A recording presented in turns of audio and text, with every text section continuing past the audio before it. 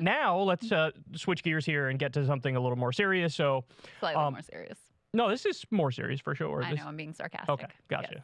We could bring up ass to mouth in the context of this conversation too if you want. That'd just be a little weird. Because it's about Norman Finkelstein. So, so Norman Finkelstein and Alan Dershowitz got into a debate on Piers Morgan's show. Of course, you all know Alan Dershowitz, known as one of Epstein's top clients, allegedly. Don't sue me, Alan. You know, there was the whole thing around him, and what was her name? Virginia something? Virginia Giuffre. Yeah, was that the one who said... I don't remember the details. I just know that he was at the house. There was... Yes. Right. So anyway, he's a weird guy, let's say. Weird guy, appears on Fox News from time to time. Big, massive defender of Israel. Norman Finkelstein, of course, is not, one might say. So they went on Piers Morgan's show. They had a debate. And Chris and I will talk more about it after the fact, but I just want to show you the portion of the debate. Go watch the whole thing, but I want to show you the portion of the debate where Norman Finkelstein really drops an elbow from the sky. Watch this, guys.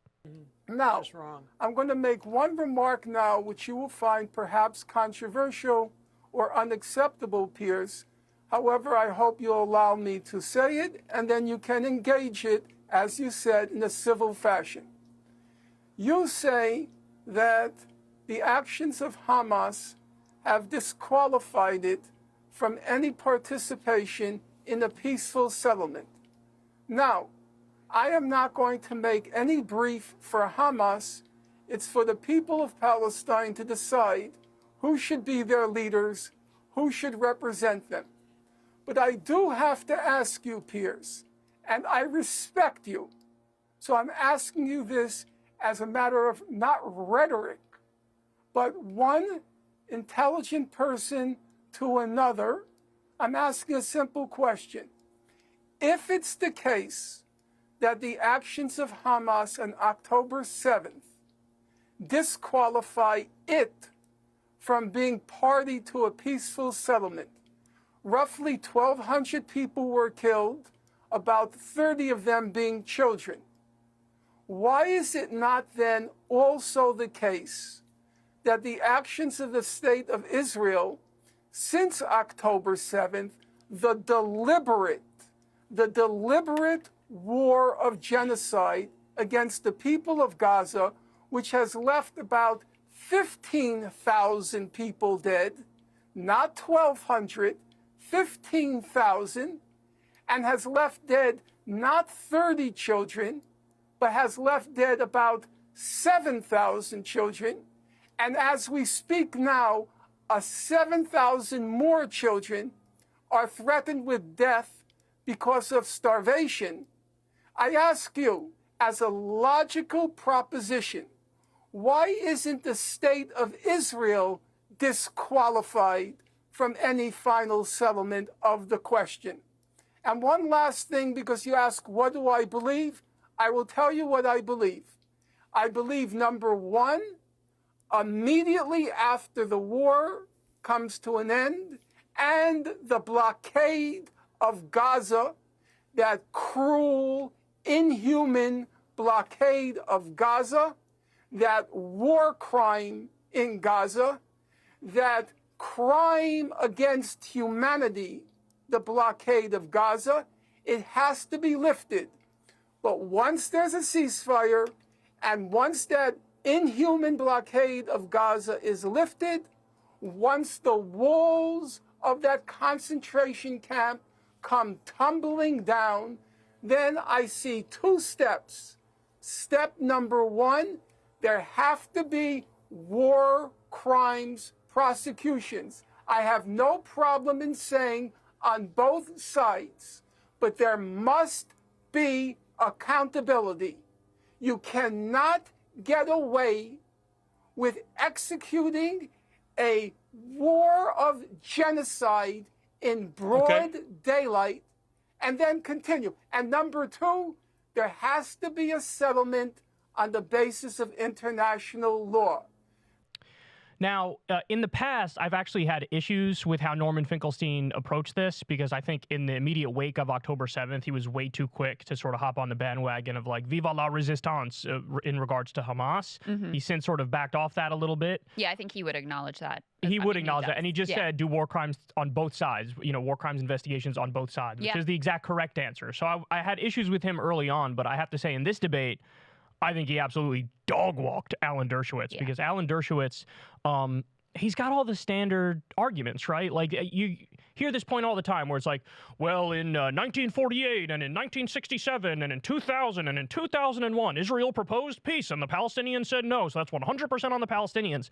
And Dershowitz has the exact correct response to that, which is, well, first of all, you mean? What's that? Finkelstein. I'm sorry, yeah, Finkelstein has the exact right response to that, which is, hold on now, every year at the UN, they propose a two-state solution, peace deal along the 1967 borders, and Israel has rejected it literally hundreds of times. Yeah. So, yeah, they rejected in the direct negotiations, because if you looked at the terms of those negotiations, there were huge problems with it. They can't control their own airspace. They're basically living in like little Bantustans, which was the like two-state solution for South Africa at the time, where they're in these like little ghettos. I mean, they don't control enough of the West Bank. It's like little portions, section A, B, C, or whatever. Yeah. There's all these issues with it. Yeah, so the direct negotiations didn't work out because the terms were pretty shit.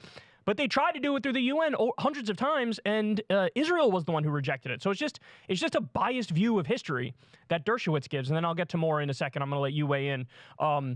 But what Dershowitz says about the intentions of Israel really drives me crazy as well. Yeah, and Piers actually goes on to make a good point with regard to this whole idea of partner for peace. So there's no partner for peace on the Palestinian side.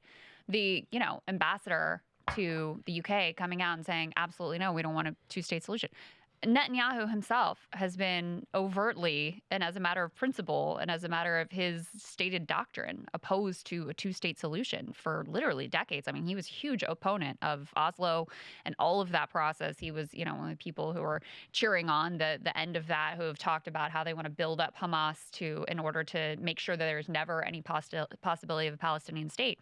But even with the horrors and the regime of terror that has been inflicted on the Palestinians by the Netanyahu government, even with the atrocities and war crimes that were committed by Hamas on October 7th, the messy reality is that if you believe in diplomacy at all, you have to acknowledge that it's going to sometimes involve negotiations and settlements and ceasefires with very unsavory and at times outright evil characters. If you're going to have a settlement between Russia and Ukraine, if you're going to have a settlement with North Korea, if you're going to deal with whoever's in charge in Iran, if you're going to deal with the Netanyahu government, that's what you're signing up for. So in a sense, I actually take the opposite view of, Hamas just came out actually today and said that they were open to recognizing Israel and adhering to the Palestinian Liberation Organization's stance on Israel, which is a step in the direction of saying, hey, we want to be part of some process. Are they legit? Are they under pressure? Is this some game? Very possible, right? We can't say.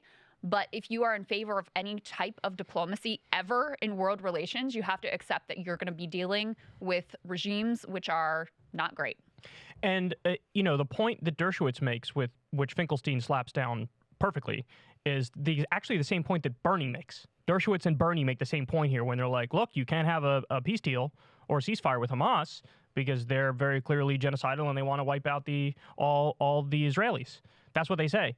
But Finkelstein is right to point out, well, why is it that, like, the hard-line statements coming out of Hamas count to define Hamas? Right. But when you have the top officials of the Likud party and the leaders in the Israeli government saying equally genocidal things, equally being not in favor of peace, and they, by the way, have all the power in the situation, so I would argue, if anything, that means even more.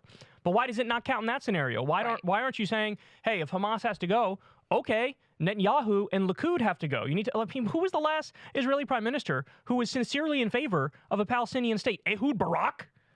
Back over a decade ago? Like, what are we talking about here? Right. So, like, they don't hold up the same standards for both sides. And it gets to what Dershowitz, just to finish this point, Dershowitz says this too, and I think Bernie believes this in some sense as well, that, well, look, Israel, yeah, they kill civilians, but they don't mean to kill civilians. They just happen to kill civilians. And if you believe that, you are putting narrative and ideology over objective empirical reality. Because the fact of the matter is, even if you take Israel's own numbers, which you shouldn't because they're biased, they say, oh, we killed 61% innocent civilians. Hamas killed 45% innocent civilians. And like I said, the Israeli numbers aren't even true because they count every military-age male as a combatant, which is just factually wrong. When you look at the Euromed Monitor numbers, for example, they have it much closer to 95% of the people being killed are innocent civilians. So you tell me, oh, is it really a hunt for Hamas? If you're doing a siege of all of Gaza and starving 2.3 million people, That's right. By the way, how big is Hamas? About 30,000 people. Right. And 2.3 million don't have food, fuel, water. They're drinking seawater to survive. No anesthesia when they undergo surgery, so they're in excruciating pain. They're giant lines outside waiting for flour from the UN, and they run out too quickly, and people are going days without eating. On what planet is it hunt for Hamas? On what planet is it hunt for Hamas when you're bombing marketplaces and hospitals and schools and UN buildings and every kind of civilian infrastructure you can possibly imagine? When you're doing controlled demolitions of schools in the north? When you plant an Israeli flag in the middle of Gaza City? And people are everybody's playing professionally stupid. Yeah. Like, well, gosh golly, what does this mean? Yeah, I wonder what it means. Right. I wonder when you plant an Israeli flag every 30 feet in North Gaza, what does that mean? All you have to look at is a civilian death toll to know that it's complete bullshit. The idea that they're not intentionally killing civilians. And if that's not confirmation for you enough, we've now had multiple news outlets confirm that they've focused on what they call these power targets and also private residences disproportionately during this conflict, not because they think that's where Hamas is and their precision-guided hunt for Hamas. It's because they want to create a, quote, shock in the civilian population in the farcical, I really think it's just out of retribution, but their cloaking of a justification is we want the civilian population to be shocked and turn on Hamas. Well, that has literally never worked in history. It didn't work when the Germans were bombing London. It didn't work when we were bombing Dresden. It didn't work when the Russians were bombing Kyiv. And it's not working here. It has literally never worked in history that bombing a civilian population and inflicting collective punishment on them leads to them turning on the entity in power in their state or in their area.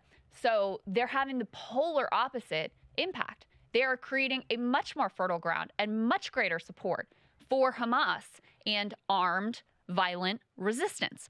There was a poll that just came out that had been taken leading up to October 7th in Gaza. Now, it's, of course, now impossible to poll Gaza to really know what is going on there, but we have indications in the West Bank that support for Hamas has absolutely surged. Leading up to October 7th, Hamas was not popular. People are disgusted with Hamas because of basic governance failures. The fact that there was little food. Now, part of that obviously is because of the Israeli blockade. But people in Gaza were placing a lot of the blame on Hamas. They thought they were very corrupt. They thought that they weren't listening or responsive at all to people. In a theoretical presidential campaign between Mahmoud Abbas, head of the PA, the leader of Hamas, and Marwan Barghouti, who is an imprisoned activist, Barghouti won overwhelmingly. Hamas got a relatively small proportion of the vote. And by the way, when we talk about Partners for Peace, even putting aside the two governments, which population is more interested in peace? Well, guess what? A majority of Gazans wanted a two-state solution. It has been a long time since a majority of Israeli Jews wanted a two-state solution. Support for that is somewhere around 30% right now. It is a minority, and that's why their politics look like they do. That's why they elect Benjamin Netanyahu and his coalition of psychos. So the whole narrative and framing of who can be a partner for peace, who's actually interested in peace, who's targeting civilians and who's not has been completely, it's just a fairy tale, the way that the U.S. tells it. And look, I got to go a step further, too, because to the idea, I actually kind of get triggered when you hear this talk where people say, oh, it doesn't work to bomb civilians. So I don't care. Even if it did work, I don't care. Of course. As a matter of moral principle, you shouldn't bomb civilians. And what I would say to people who disagree with that is, imagine if it was your family. Imagine if it was you.